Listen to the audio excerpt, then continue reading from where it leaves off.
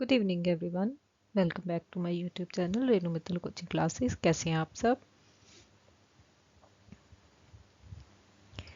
आज का हमारा टॉपिक है स्ट्रक्चर ऑफ आर्ग्यूमेंट्स। राइट, बहुत इंपॉर्टेंट टॉपिक है लॉजिकल रीजनिंग में। हर एवरी ईयर यहाँ से क्वेश्चंस का है क्या है, बहुत ज़्यादा आते हैं। Right, so let's start. कहते हैं structure of arguments in logical reasoning. कैसा होता है स्ट्रक्चर लॉजिकल रीजनिंग में? कहते हैं in logical reasoning arguments play a fundamental role in evaluating the validity and soundness of reasoning presented in a statement और passage. Right, कहते हैं जो आर्गुमेंट्स हैं वो एक बहुत इंपॉर्टेंट रोल प्ले करती हैं किसी भी स्टेटमेंट या पैसेज में अपनी वैलिडिटी और साउंडनेस को प्रूव करने के लिए। An argument is a set of statements where one statement, जिसको कि हम conclusion बोलते हैं, is supported by one or more other statement, जो कि होती हैं premises. राइट, कि जो कंक्लूजन है वो किसके बेसिस पे साउंड होता है? प्रीमाइजेस के बेसिस पे उसको साउंड बोलते हैं। Understanding the statement of arguments is crucial for assessing their logical coherence and validity. In logical reasoning, the structure of an argument consists of three parts. Right, logical reasoning में जो structure of arguments हैं उसके तीन parts होते हैं। First one is conclusion, पहला हो जाता है हमारा conclusion. Second one in premises and third हो जाते हैं हमारे एजम्पशंस। राइट, जिसके बेसिस पे हम ये कंक्लूड करेंगे कि जो प्रीमाइसिस है उसके बेसिस पे कि कंक्लूजन क्या हमारा साउंड है या अनसाउंड है। The conclusion is the main idea, the premises provide supporting evidence and the assumptions are implicit supporting elements. Right, जो main idea क्या होगा हमारा conclusion होगा, premises क्या होते हैं उनको support करने के लिए उनको evidence provide करते हैं। right, and assumptions जो होते हैं वो होते हैं हमारे supporting elements. नाउ प्रीमाइसेस क्या होते हैं? कहते हैं premises are the statements provide as evidence और reasons to support the conclusion. Right, कहते हैं वो स्टेटमेंट्स होती हैं जो एविडेंस प्रोवाइड करती है एज एविडेंस और रीजंस की कंक्लूजन को सपोर्ट करने के लिए। They are the foundation upon which the conclusion is built. Right, ये वो फाउंडेशन है जिसके ऊपर की हम कंक्लूजन को क्या करते हैं, बनाते हैं। नेक्स्ट आ जाता है हमारे पास कंक्लूजन। कहते हैं the conclusion is the main statement that the argument aims to establish और प्रूफ। कंक्लूजन क्या होता है? हमारा मेन स्टेटमेंट होता है जिसकी वजह से जो आर्गुमेंट है उसको हम प्रूव कर सकते हैं। It's a claim that the premises are meant to support the conclusion is what the arguer wants the audience to accept based on the provided premises. right, कहते हैं ये वो कंक्लूजन है जो आर्गू कर रहा है वो चाहता है कि ऑडियंस क्या है, इस चीज को एक्सेप्ट करे on the basis of provided premises. Right, argument क्या होती है? कहते हैं the structure of logical argument is based on a collection of statements, जिनको कि हम प्रीमाइसेस बोलते हैं, जहां से कि एक लॉजिकल कंक्लूजन क्या होता है, डिराइव्ड होता है। राइट, कंक्लूजन को कौन सपोर्ट करता है? Supported by the premises. Right, thus the argument consist of both premises and the conclusion. Right, यहाँ पे क्या होता है, टू प्रीमाइसेस होते हैं जिसके बेसिस पे हम लोग क्या करते हैं, कंक्लूजन को ड्रॉन करते हैं। Right, premise 1 and premise 2। Clear? For example premises क्या है हमारे पास? All man are mortal and Socrates क्या है, एक मैन है। कहते हैं सारे मैन क्या होते हैं, मोर्टल होते हैं, एंड जो सॉक्रेट्स है क्या है, एक मैन है। राइट, सो उसके बेसिस पे, इन दोनों प्रीमाइसिस के बेसिस पे हमारे पास कंक्लूजन क्या ड्राइव होता है कि that Socrates is also mortar, कि सॉक्रेट्स भी मोर्टल है। In the given scenario, the first two statements are referred to as premises and the last statement को हम क्या करेंगे, conclusion. When taken together, these statements form an argument. The standard structure of the argument follows the sequence premise 1 followed by premise 2 and then concluding conclusion. Right? This is the structure of argument. Clear?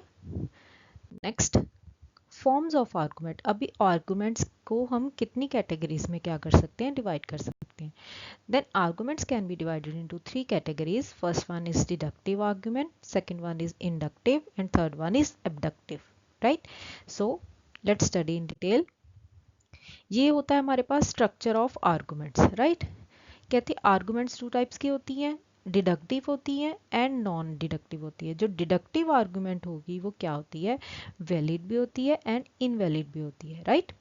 Deductive argument क्या होती है, valid भी होती है and invalid भी होती है। अभी जो वैलिड आर्गुमेंट होगी हमारी वो क्या होगी, साउंड भी हो सकती है, can be sound and can B unsound, right. Deductive argument भी वैलिड भी होती है, इनवैलिड भी होती है, एंड जो वैलिड आर्गुमेंट होती है वो क्या होता है, साउंड भी हो सकती है एंड कैन बी इनसाउंड अनसाउंड भी हो सकती है, राइट। नेक्स्ट जो हमारी इनवैलिड आर्गुमेंट होगी वो क्या होगी, ऑलवेज अनसाउंड, राइट। वो पहले ही अगर इनवैलिड है तो वो क्या होगी, इज ऑलवेज अनसाउंड। नेक्स्ट आ जाती है हमारे पास नॉन डिडक्टिव, जिनको कि हम बोलते हैं strong and weak. Non deductive means inductive, right. इनको ये क्या होती है, स्ट्रॉन्ग आर्गुमेंट होती है, एक वीक आर्गुमेंट होती है। जो स्ट्रॉन्ग आर्गुमेंट होगी उसको क्या बोलते हैं हम, कॉजेंट एंड अनकॉजेंट, राइट। जो स्ट्रॉन्ग आर्गुमेंट होती है वो क्या होती है हमारी, कॉजेंट भी होती है, अनकॉजेंट भी होती है। एंड जो वीक आर्गुमेंट होगी वो हमारी क्या होती है, always uncogent. Clear. There are two types of arguments. First one is deductive, second one is inductive or non-deductive. जो deductive argument है can be valid or invalid. Then valid argument can be sound and can be unsound. But जो invalid statement होगी वो argument होगी वो क्या होगी, always unsound. Next आ जाती है हमारे पास inductive, can be strong and can be weak. जो स्ट्रॉन्ग आर्गुमेंट होगी can be cogent and uncogent, and जो वीक आर्गुमेंट होगी is always uncogent. Clear. This is the structure of arguments. Next अब पढ़ते हैं हम what is deductive argument. A deductive argument is a type of reasoning where the conclusion logically follows from the premises, right। कहते वो type of reasoning है जहाँ पे जो conclusion है वो क्या करता है, logically premises को follow करता है। It aims to prove conclusive evidence or proof for the truth of the conclusion, right। conclusion को prove करने के लिए ये क्या है, एक evidence और proof के तौर पे क्या है, सपोर्ट करते हैं। इन डिडक्टिव रीजनिंग अगर कहते प्रेमाइसेस हमारे ट्रू होंगे then the conclusion must also be true. अगर हमारे दोनों प्रेमाइसेस क्या होंगे, ट्रू होंगे, देन हमारा जो कंक्लूजन होगा वो भी क्या होगा, ऑलवेज ट्रू, राइट।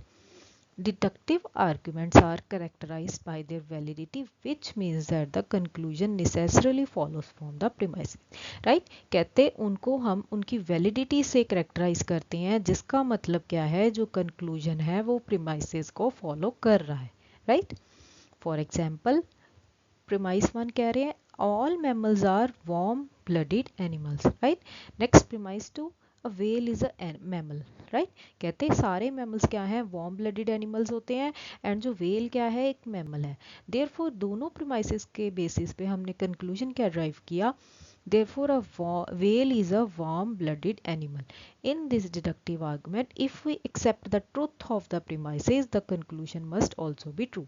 अगर हम ये प्रूफ करते हैं कि जो premises हैं वो true हैं, then हमारा conclusion भी क्या होगा, always true. Clear? This is deductive argument. Next है हमारे पास इंडक्टिव आर्गुमेंट। कहते हैं inductive argument is a type of reasoning where the conclusion is based on the observed patterns, trends और एविडेंस, राइट। जहाँ पे कंक्लूजन को क्या है, हम लोग ऑब्जर्व्ड पैटर्न्स के थ्रू क्या करते हैं, ऑब्जर्व करते हैं, right.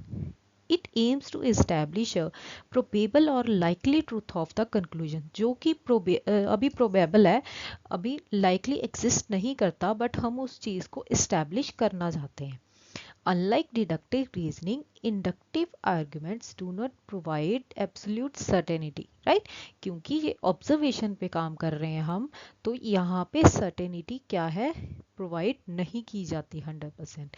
Instead, they rely on the strength of the evidence to support the conclusion. कि evidence के support पे हम लोग क्या करेंगे, conclusion को support करेंगे।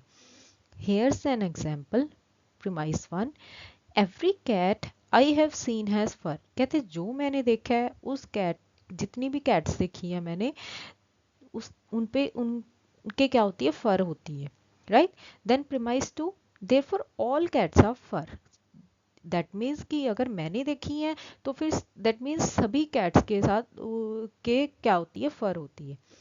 In this inductive argument, the conclusion is based on observed instances, but it does not guarantee that every cat in existence has fur, right? यहाँ पे गारंटी नहीं है कि जितनी भी cats exist करती हैं उनके fur होती हैं.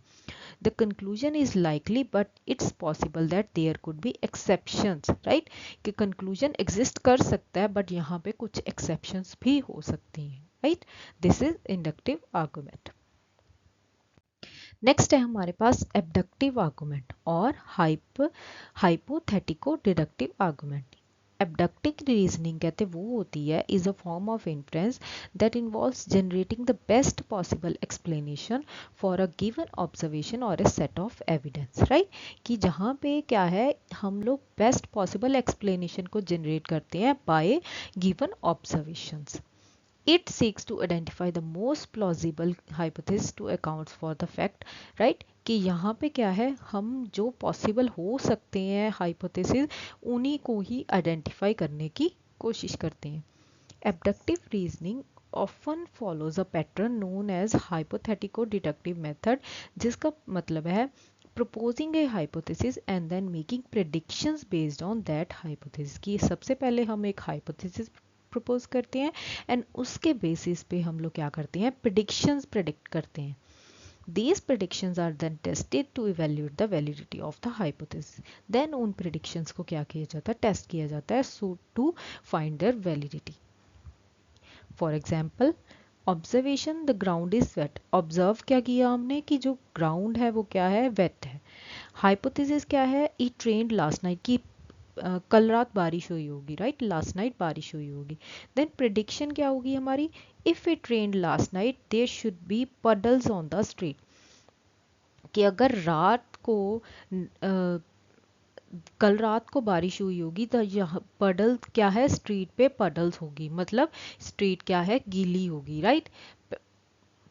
सो दिस इज एबडक्टिव आर्गुमेंट और हाइपोथेटिको डिडक्टिव आर्गुमेंट, जो कि हम क्या करते हैं प्रेडिक्शन हाइपोथेसिस प्रपोज करते हैं एंड देन उसके बेसिस पे हम लोग क्या करते हैं प्रिडिक्ट करते हैं, right? Clear? This is abductive argument. So this is it for today's video. I hope you like the video. Please subscribe my channel Renu Mittal Coaching Classes. Thank you so much for watching.